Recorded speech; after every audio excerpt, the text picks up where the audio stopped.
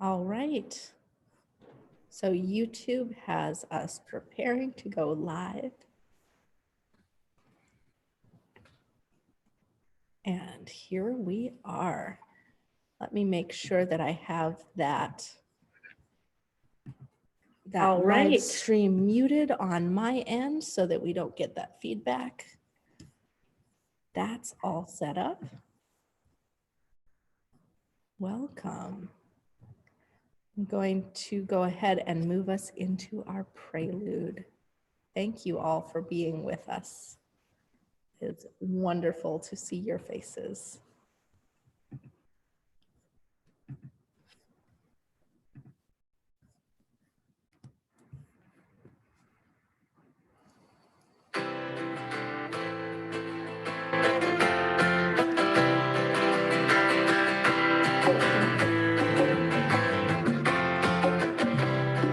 When I breathe in, I'll breathe in peace. When I breathe out, I'll breathe out love. When I breathe in, I'll breathe in peace. When I breathe out, I'll breathe out love.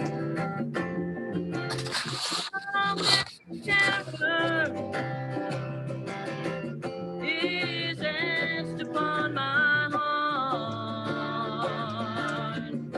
When I reflect on the shock that I felt as I cried and watched the world fall apart, making sense of evil is no small task. Some would say, yeah, let's bomb them to hell. But before we do, we should look at our own past.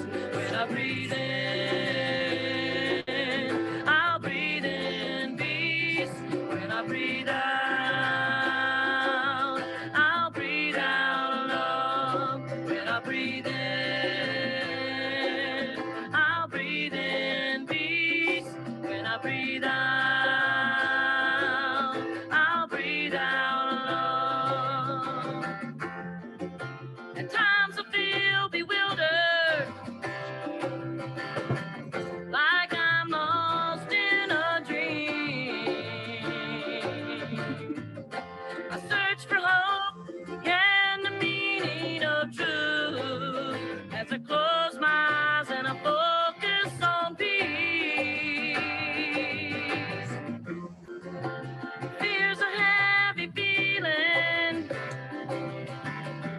it can eat you alive, but it can't run, no, and it can't hide. If you breathe these words, you know you'll survive. When I breathe in, I'll breathe in peace. When I breathe out, I'll breathe out love. When I breathe in, I'll breathe in peace.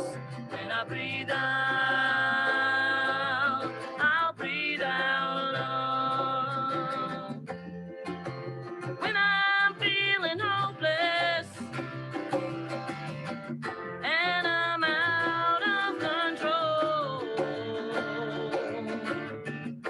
I clear my mind, yes, I think on a cure, and I center in as I make my goal. Is war really an answer? Can we find those to blame? And all we are saying is give peace a chance. And I pray to God as I sing this refrain. When I breathe in, I'll breathe in peace. When I breathe out, I'll breathe out love.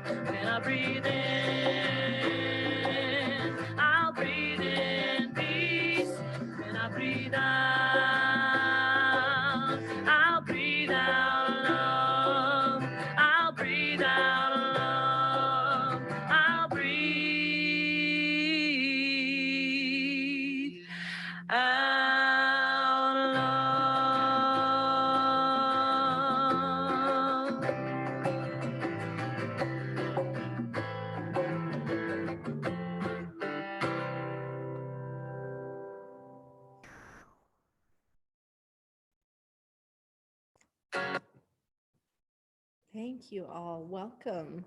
Welcome to the First Unitarian Universalist Church of Indiana, Pennsylvania's very first online worship. And I'm so glad to have you with us. Today is an experimental day, and I'm hoping that this will go well. A few little things just to keep us all functional on this platform. I want to thank you first on behalf of the entire congregation for tuning in with us. If you're joining us for the first time, welcome to our shared online space. We hope that you will subscribe to our YouTube channel. We'll be posting daily content there. There are guided meditations, poetry, stories for all ages, and there will even be song content very shortly. You can search Pastor Elizabeth Mount on YouTube to find our channel and click subscribe. I just want to go over a few technical notes about the Zoom online worship. If you're on a computer, you may see that you can turn your own video on and off in that lower left-hand corner. There's a little video camera.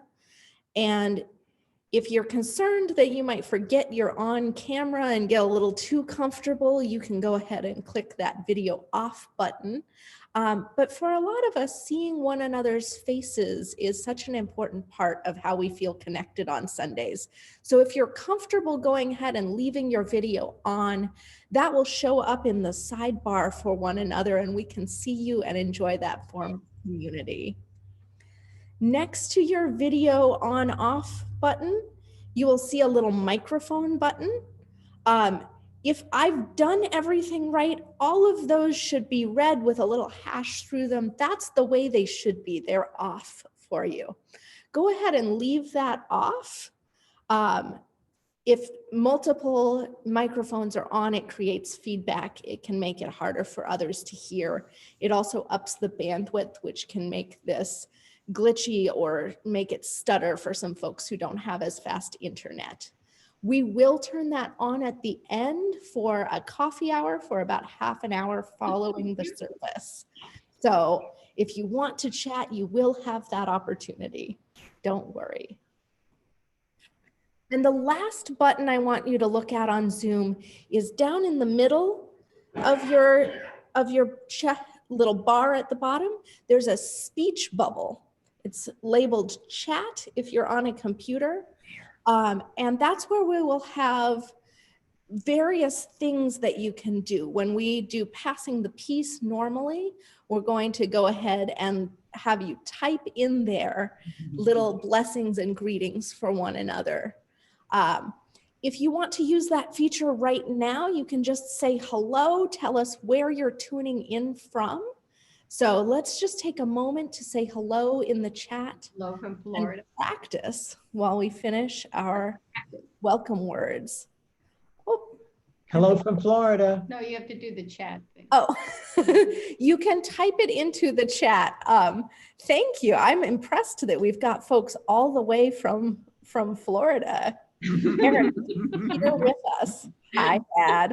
I'm going to mute you again so that hi, Mom, too. So Carl Mount down there on the screen for anyone who's interested. That's my dad. And my parents have managed to join us from Florida, where they are in resort quarantine. So to get back to the rest of our welcome, this is the part that's more usual for those of you who join us every week.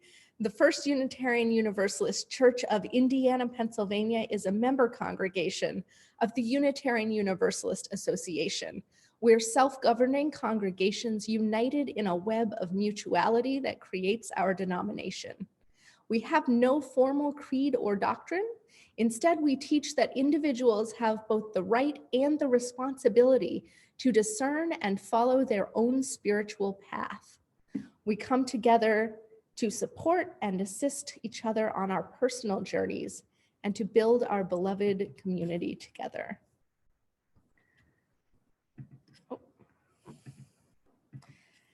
And as I said, we'll open up the microphones for a coffee hour following the service. That's a great time to check in about how you're feeling. Also, let us know how the service went for you. Your feedback this week will help us to have a worship that serves everyone's needs even more fully next week. And now I invite you to just take a breath and settle yourself into a spirit of worship.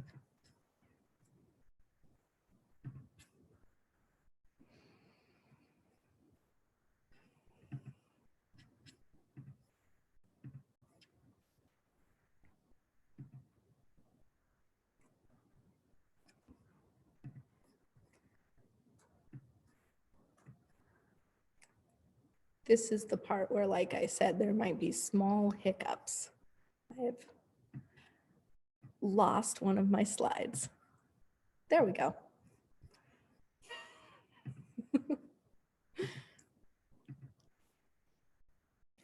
Our call to worship is called Awakened to Potential. We open our eyes this morning and come awake to all that is and all that could be possible.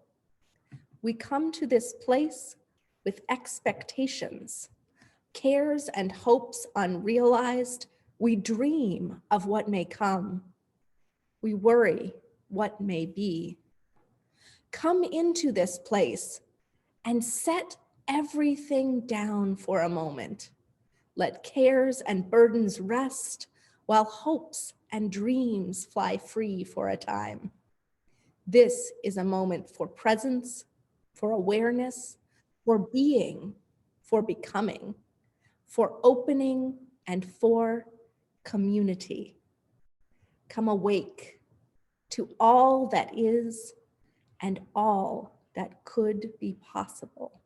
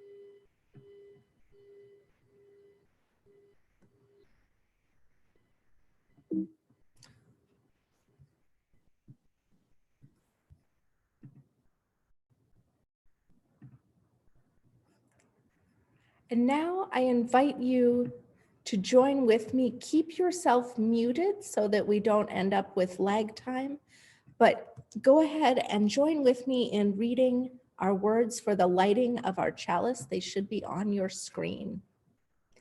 As we light our chalice, let us remember that we are part of a great community of faith. May we return home each week knowing that the hearth fire is lit in this chalice flame.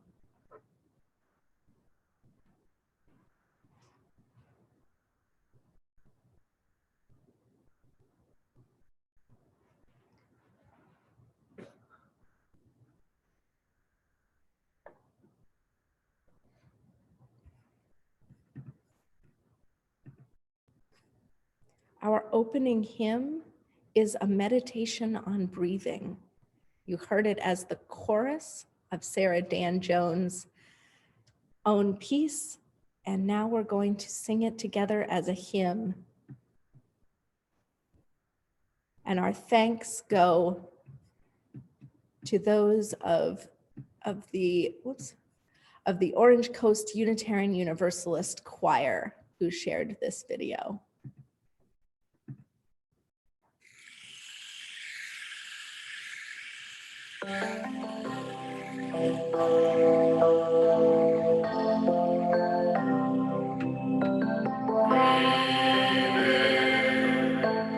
Breathe out.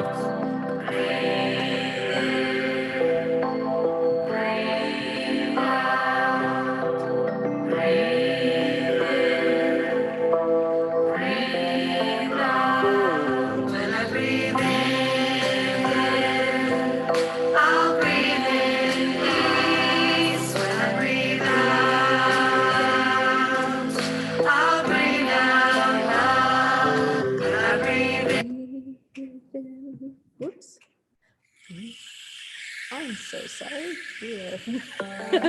We're gonna get some extra singing in today. Sorry about that hiccup.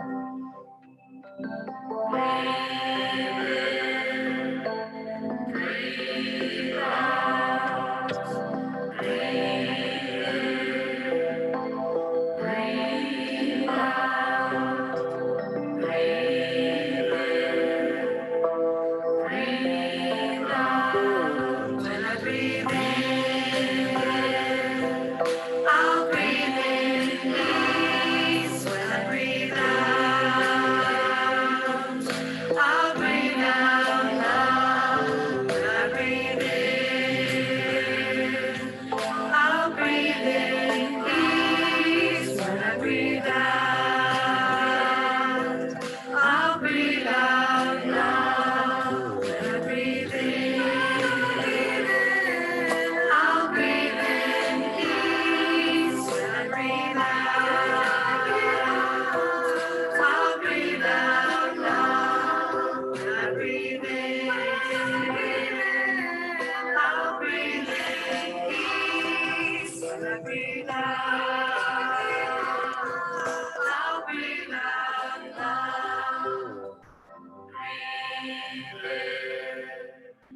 Breathe in, breathe out. Breathe in, breathe out.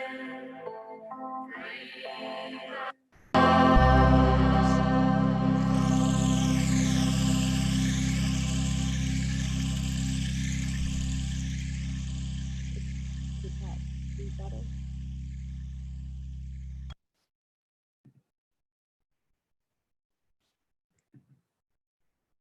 Thank you all. The next element of our service is the Time for All Ages.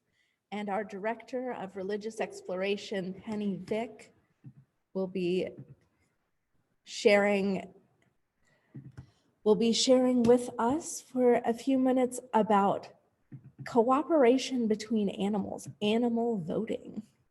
So Penny, I'm going to go ahead and invite you to unmute yourself and go ahead. Good morning. Good to see all your faces. Am I up? Great. You should be up. Okay, great. Um, These two little guys joining me. So the story topic or the title today is Sneezing Dogs, Dancing Bees, How Animals Vote. Let mommy tell the story. So this is a New York Times article, and I'm going to read a little bit of it. And it was written by Elizabeth Preston. And this story, although it has to do with voting, so the underlying is the 2020 election is off to a complicated start. Maybe we can draw some comparative political lessons from the animal kingdom, but I feel like this article also addresses what's happening now. So we can talk about that a little bit when we have our RE social hour, which we'll talk about and announce later. But so here we go. So are humans the only animals that caucus or vote? We're certainly not the only animals on Earth that vote. We're not even only the only primates that primary. So any animal living in a group needs to make a decision as a group, even when they don't agree with their companions. Animals rely on one another for protection or help finding food, just kind of like we're doing now. You know, in the situation we're in now, when if somebody's needing food or is going to need food, we're preparing for that and we're working as a community. The animal kingdom does that as well, maybe even better. So they have to find ways, the animals have to find ways to reach consensus about what the group should do next, or where they should live, or where they should go, where they're going to eat. While they may not conduct content spanning electoral contests like we did on Super Tuesday, species ranging from primates all the way to insects have methods for finding agreement, and surprisingly, it's democratic. So I have a picture of some meerkats. I don't know, you guys can Google some meerkats later. But as meerkats start each day, they emerge from their burrows into the sunlight and then begin to search for food. Each meerkat forages for itself.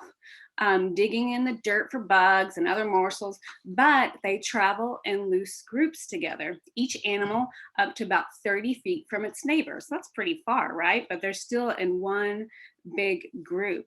Nonetheless, the meerkats move as one unit, drifting across the desert while they search and munch. The meerkats call to one another as they travel. One of their sounds is a gentle mew. I don't know if that's a meow. Maybe we can Google the sound later, what that sounds like. Researchers call this the move call. And it seems to mean I'm about ready to move on from this dirt path. Who's with me? And so they kind of mew out and see who's going to be with them. And so in a study in 2010, this man, Dr. Manser, he did some studies on the move calls, and in dozens of meerkat groups living in a desert in South Africa, the groups range from 6 to 19 individuals. The scientists found that only about 3 group members had to mew or meow maybe before the whole group party decided to move along. So the group didn't change direction, but it would double its speed to reach a better foraging grounds. So they would so imagine 30 feet away from each other, and they all moved together. So biologists call this phenomenon when animals change their behavior in response to a critical mass of their peers doing something, a quorum response. And Dr. Manser thinks quorum responses show up in human decision making too. So how is that?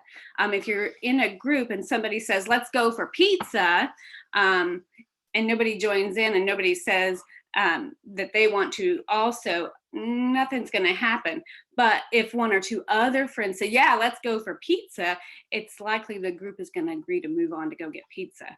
And so, if it's not 1, but it takes about 2 or 3 to say, yep, pizza, we all need pizza, and they move along.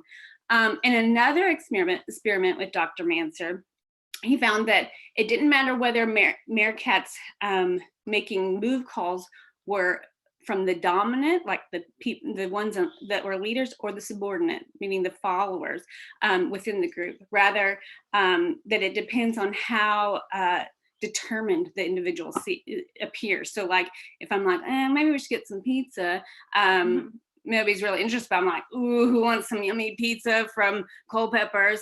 That might make a difference, right? And so it just means the enthusiasm is what leads it. And so another insect, a bee, a honeybee, in the spring you may discover a swarm of bees dangling from a tree branch like a dangerous bunch of grapes. And these insects are in the middle of a tough real estate decision.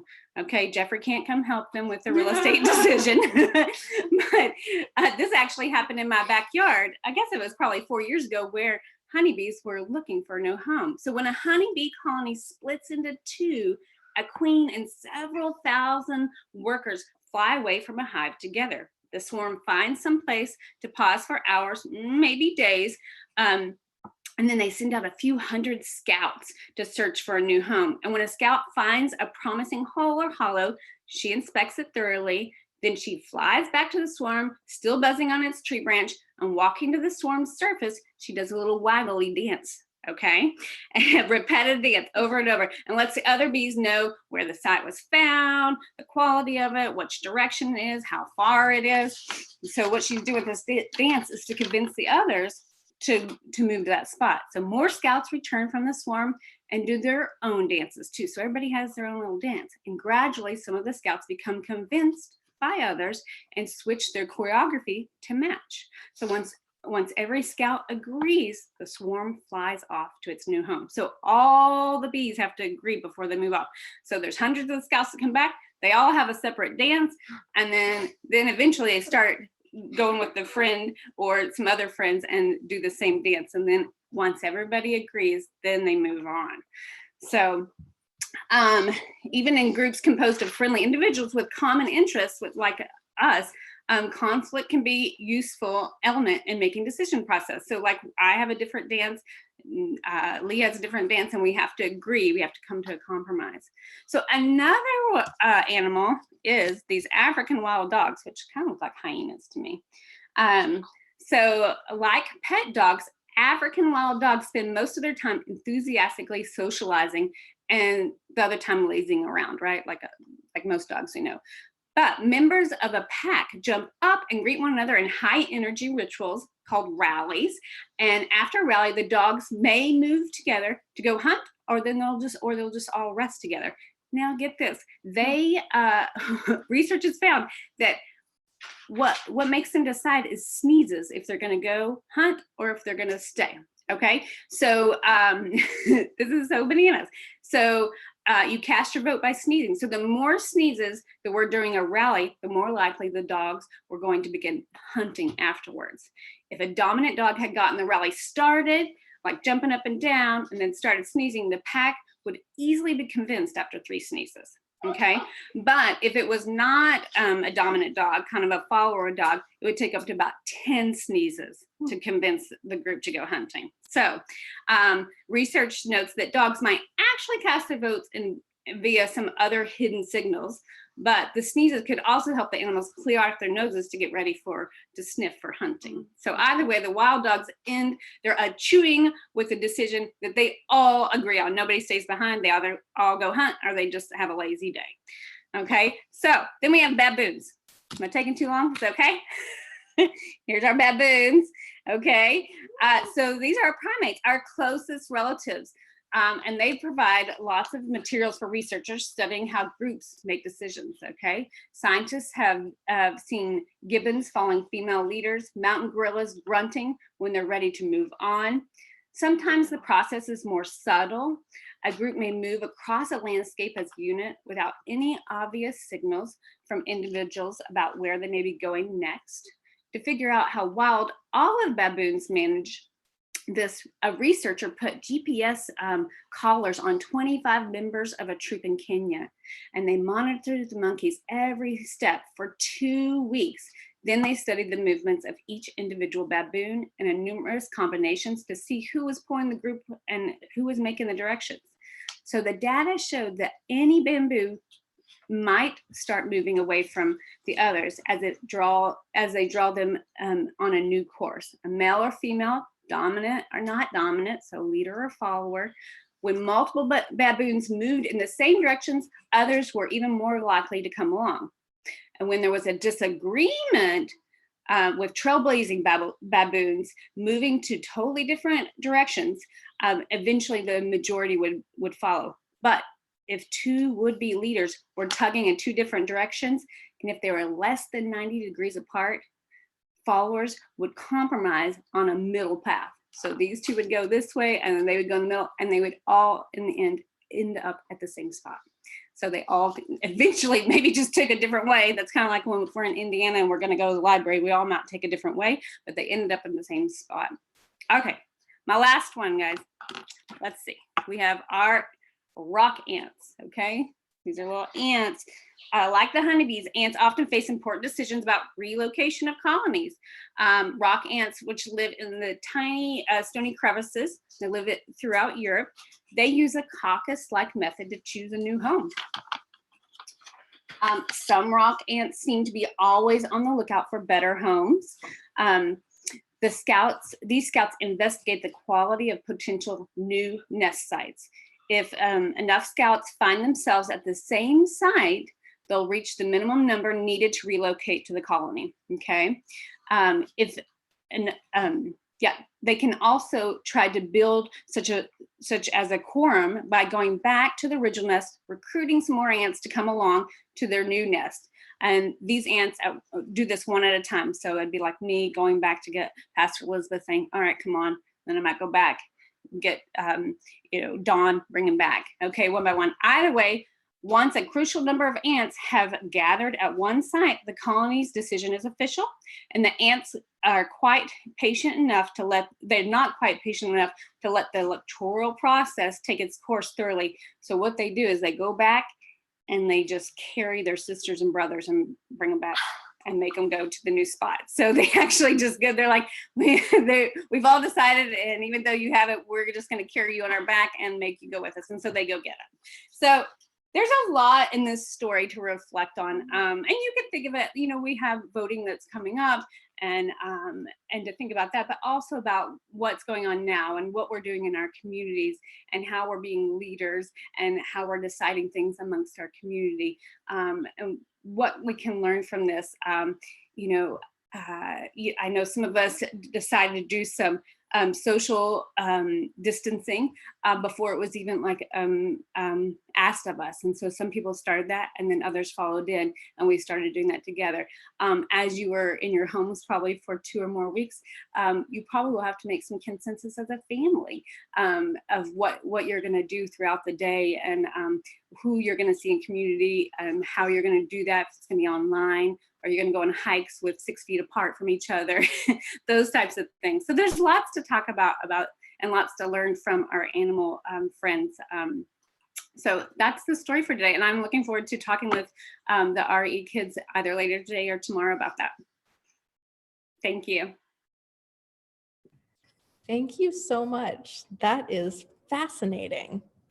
And if you want to do a little muted bee dance, just do your personal dance, whichever one it is. Y'all, we can't do the Fortnite dance because it's down low, and I can't make my video go that low. But you can. But now we're going to take a few minutes, well, a minute. And if you would like to bring up your chat, we're going to pass the peace with one another. We often say, peace be with you, or we might use other terms, namaste, blessed be, salam alaikum. Whatever you would like to type into that chat to greet one another, feel welcome to do so in the next minute or two.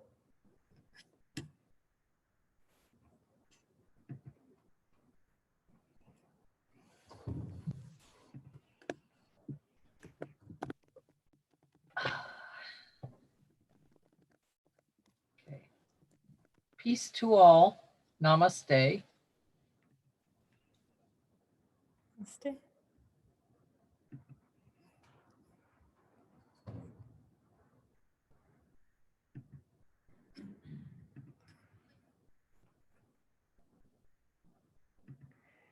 And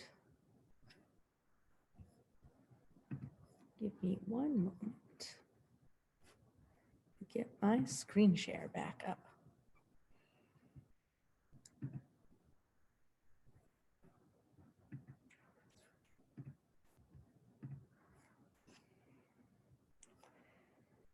So as we finish passing peace with one another, you can keep typing.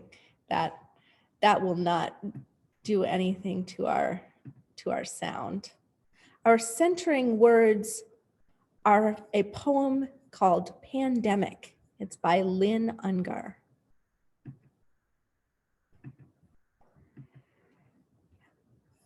What if you thought of it as the Jews consider the Sabbath, the most sacred of times? Cease from travel, cease from buying and selling. Give up just for now on trying to make the world different than it is.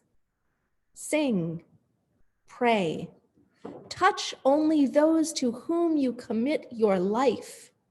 Center down. And when your body has become still, reach out with your heart.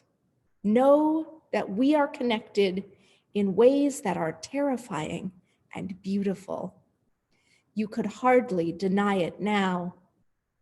Know that our lives are in one another's hands. Surely that has become clear. Do not reach out your hands. Reach out your hearts. Reach out your words. Reach out all the tendrils of compassion that move invisibly where we cannot touch. Promise this world your love for better or worse, in sickness and in health, so long as we all shall live.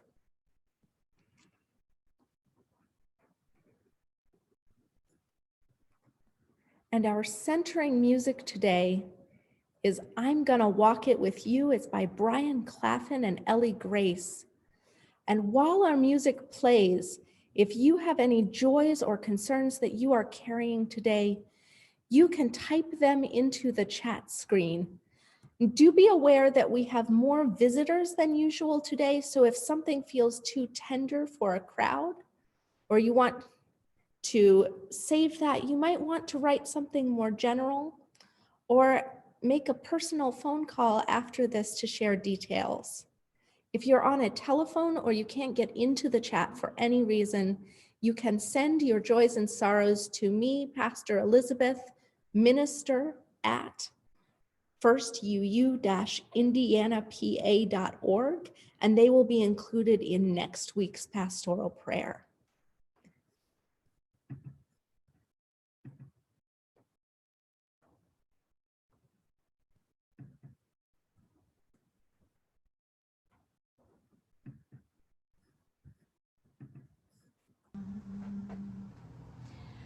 Well, it looks like it might be a hard road, but I'm gonna walk it with you.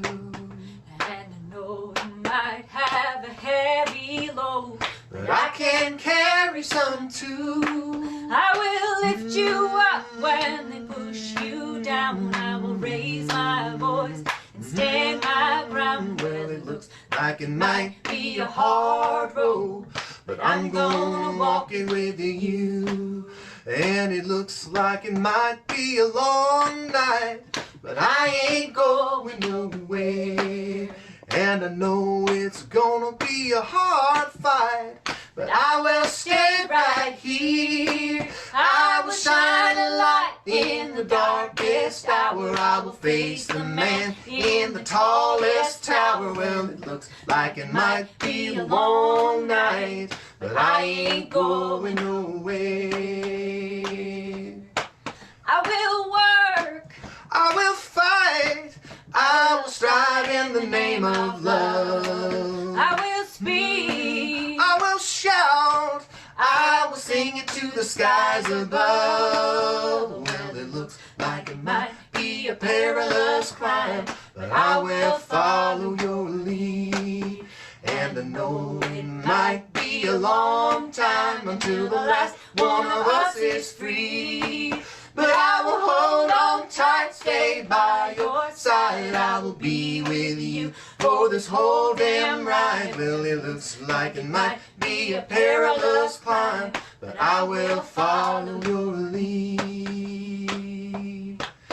Well, it looks like it might be a hard road, but I'm gonna walk it with you.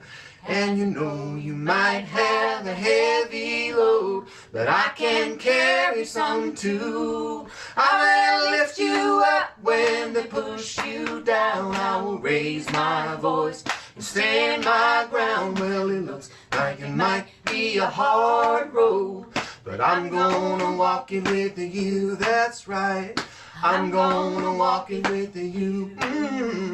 I'm gonna walk it with you. I will walk, I will climb, shine the light the whole night through. Because it looks like it might be a hard road, but I'm gonna walk in with you.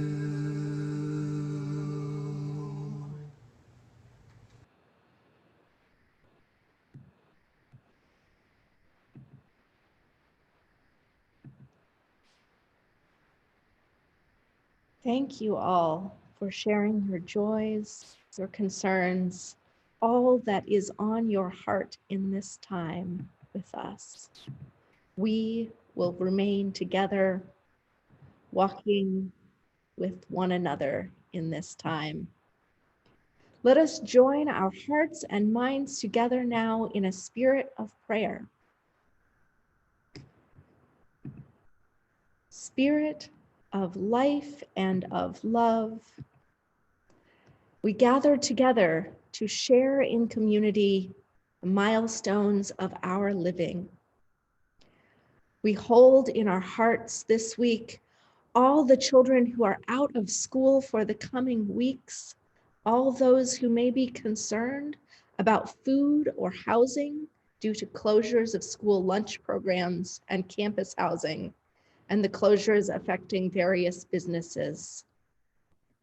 And we give thanks for all those in our community who are helping to make sure that people get fed well and that people continue to have critical services in this time. That interdependent web of connection is so important for every one of us to hold together, and we are doing a beautiful job.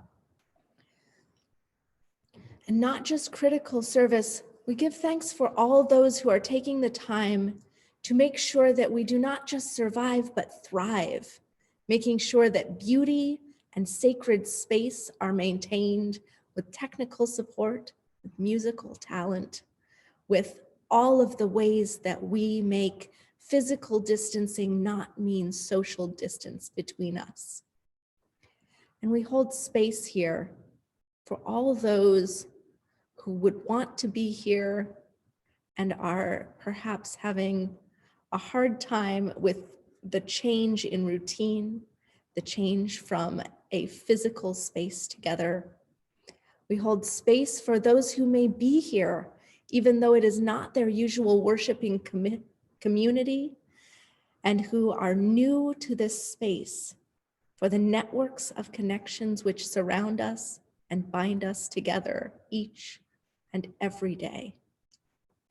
For all of the blessings which enrich our lives, may we hold room for gratitude and joy, for the beauty of the earth, the changing seasons, the warmth, the snow, all that which shows us that we are in the midst of a springtime with all that unpredictability.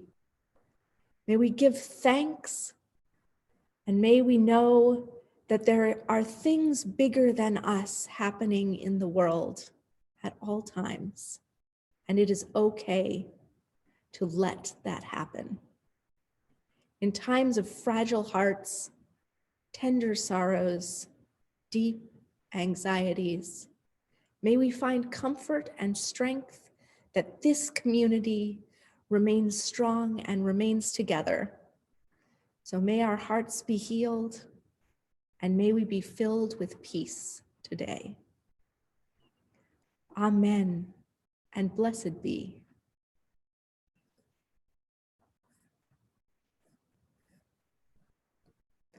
Our homily today is going to take just a moment because I need to move through. There we are. Microbes, hope, and other things that are hard to see. So, as we all know at this point, people are very, very focused on coronavirus, on testing, on hand washing, on social distancing, all of these buzzwords and anxieties which are surrounding us and swirling in the air. And something that I have been thinking about before I started seminary, I had a parasitic infection. For 3 years, I lived with a parasite in my gut. And it doesn't sound like, ooh, this is a nice sermon topic, but it was really something that I want to share, because one of the things that happens when there's something in your stomach, if you've ever felt that sense of swirling anxiety where your gut feels just not quite right, that's what happens when you have parasites.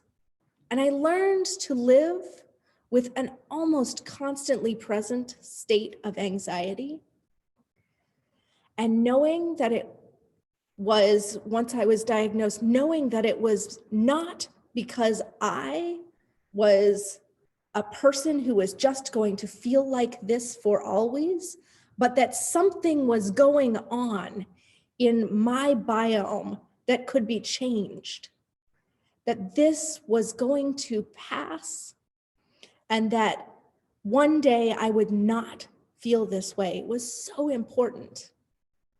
When we have microbes and germs swirling in the air, swirling in our consciousness, it's easy to get stuck in the thought that we're just going to feel like this forever.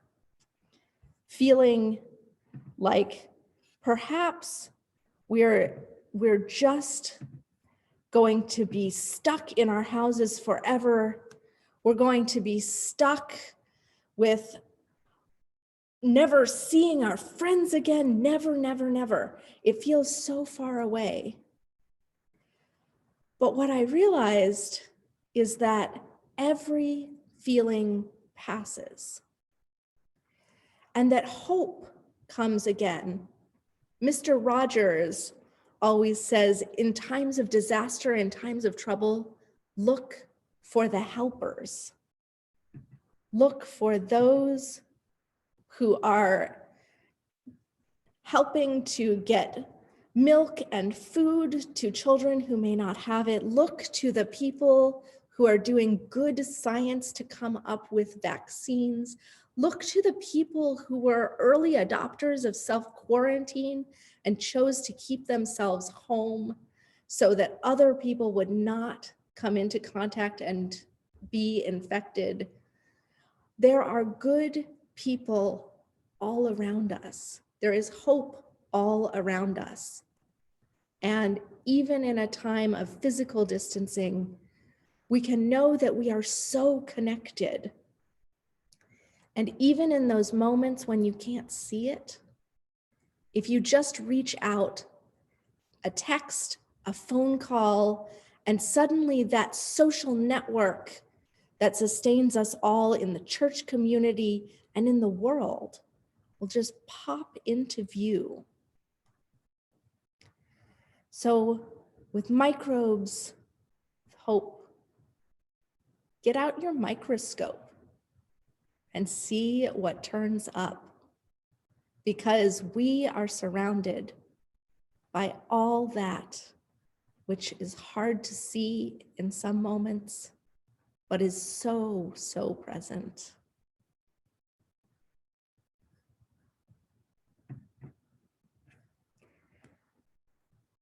We're moving to our time for the offering and a piece of centering music now.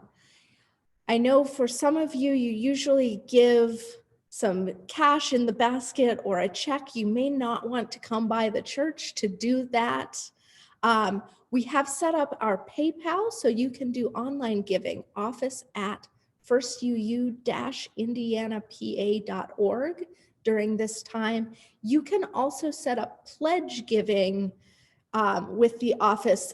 Email that address and Holly will help you set that up through ACH so that it doesn't charge you or us a percentage. But if you're just making a one-time gift, using that PayPal will be a good bridge technologically for us. So thank you all, and let's move to our musical interlude, Holy Now by Peter Mayer.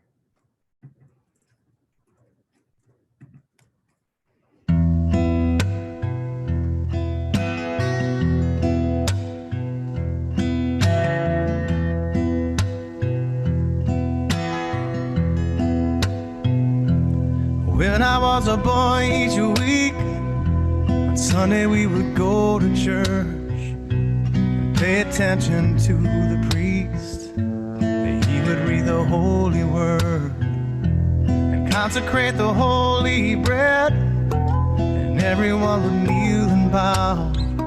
Today the only difference is everything is holy now. Everything is holy now.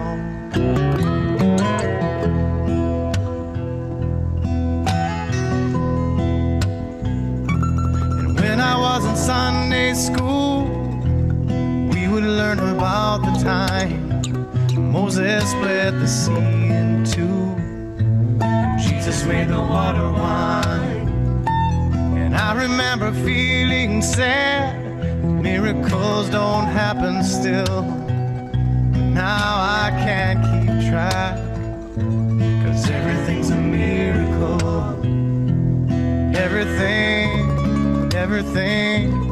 Everything's a miracle.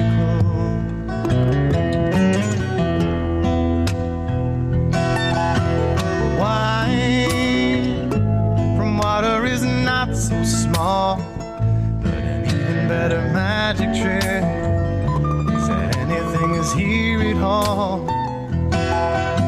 So the challenging thing becomes not to look for miracles, but finding where there isn't one. When holy water was rare at best, it barely wet my fingertips, but now I have to hold my breath like I'm swimming in a sea of it. It used to be a world half there, heaven's second-rate hand-me-down, but I walk it with the reverend there, 'cause everything is holy now.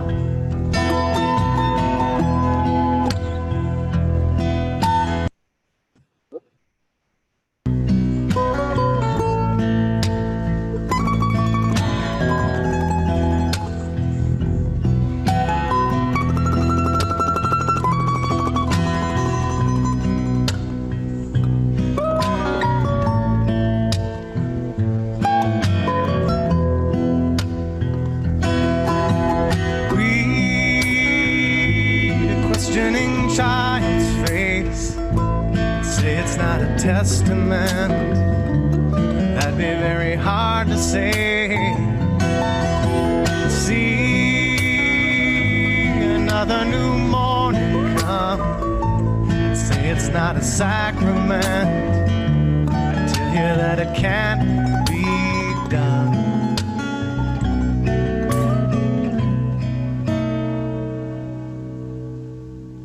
This morning outside I stood, I saw a little red-winged bird shining like a burning bush and singing like a scripture verse. It made me want to bow my head. I remember when church let out, how things have changed since then. Everything is holy now.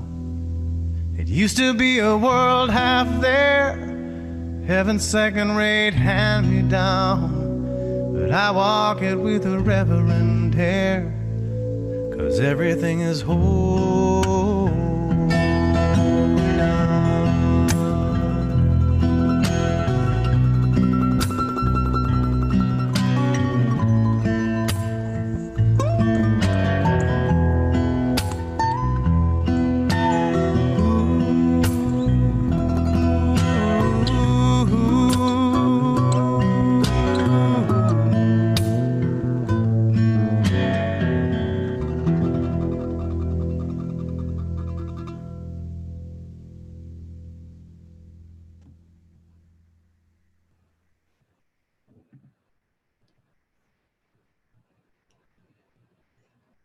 So our original service title was The Glory of the Cosmos.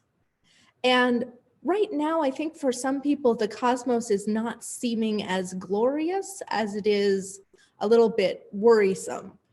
But one of the things that really helps me in times like these is to realize that everything is connected, that we are connected to one another, but also to everything else, that the sunshine outside, those UV rays are a good way to kill off some microbes, to get yourself vitamin D, to stay healthy, and just to lift your mood, to know that there are things out in the world that are so much bigger than us. And to even know that while there's a virus moving through the world, it is made of the same star stuff, that same miracle of life and of growth that we ourselves are.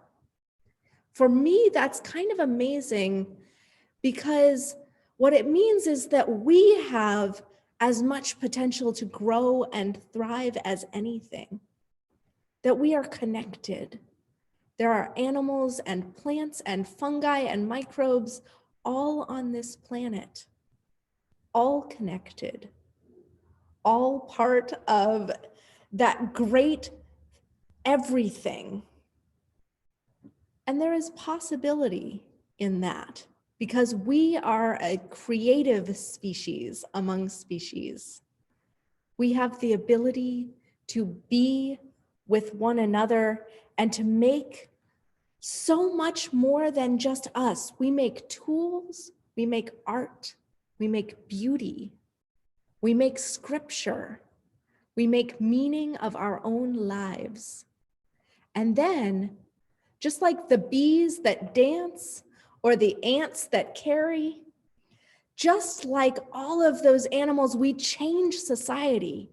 We change the world based on what we can imagine. That is a miracle. Every time you go outside and you see the water flowing, the streets, everything is different because we lived, because we do live on this planet. And so, in a time when it's easy to think of our social isolation, our social distancing as forming a smaller and smaller space of possibility for ourselves, I think it's really important for us to remember that our imagination, our creativity, our community is the way that we can break out of that little bubble and make of ourselves a power to thrive. And so throughout this week, I'm looking forward to being with you all online, to sharing on our Facebook and internet communities. We have been on an amazing learning curve in this church. It has taken us less than 48 hours to create a beautiful PowerPoint, to get permissions from a wide community of people in order to make this worship service happen. And what that means to me is not just, ooh, we have technology.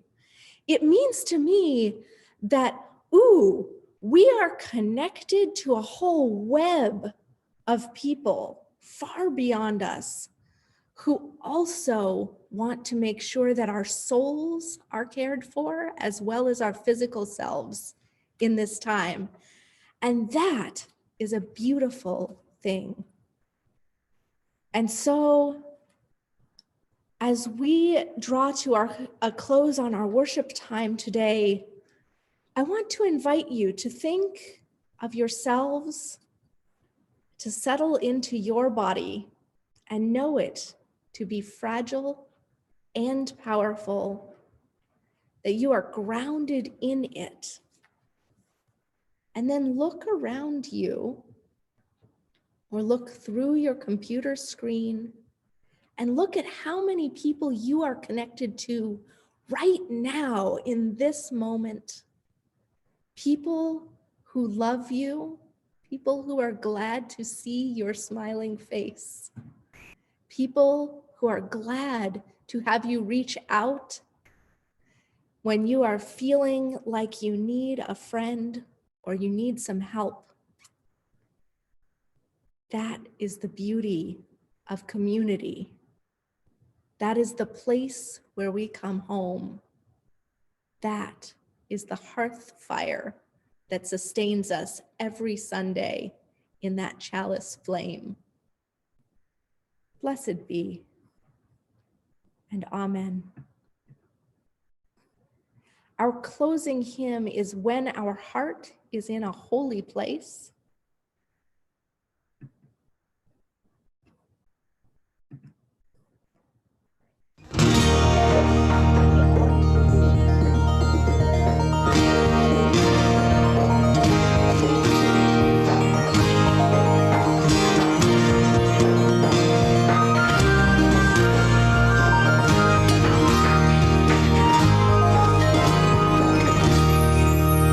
When our heart is in a holy place, when our heart is in a holy place, we are blessed with love and amazing grace. When our heart is in a holy place, when we trust the wisdom in each of us, every color, every creed and kind, and we see our faces in each other's eyes, then our heart is in a holy place.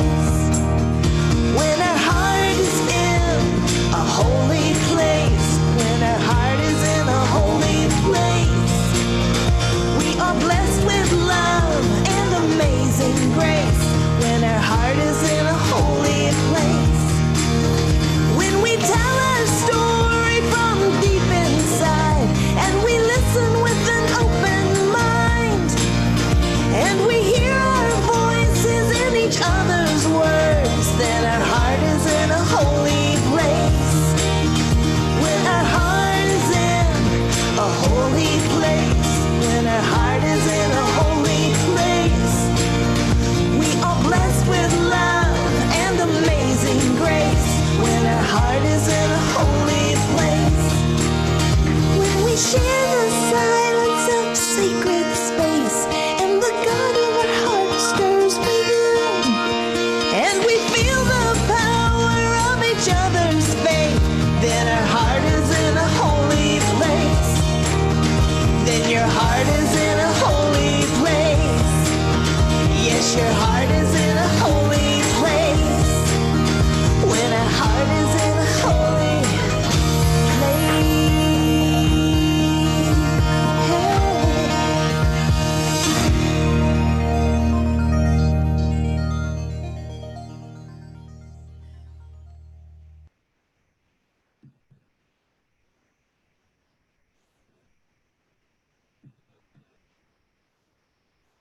And as we finish our worship this morning, may your heart be in a holy place.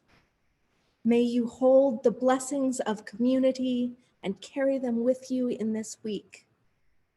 May you stay connected to one another, for it is in our connections that the love of the universe lives and grows and thrives. Being together is powerful, yes, but being physically apart does not mean that we are not together. It means that we are together differently. And we are more powerful than anything that we can imagine. So grow, thrive, and try new things in this time of sacred opportunity. Blessed be. We'll take just a moment to let people move about if they need to, and then we'll open up our chat for coffee hour. Thank you so much for being with us in this space. And do go ahead and send any thoughts or feedback you have about what did and didn't work well. This is a work in progress, and next week should be a bit smoother and hopefully as filled with wonderful poetry and song for you all.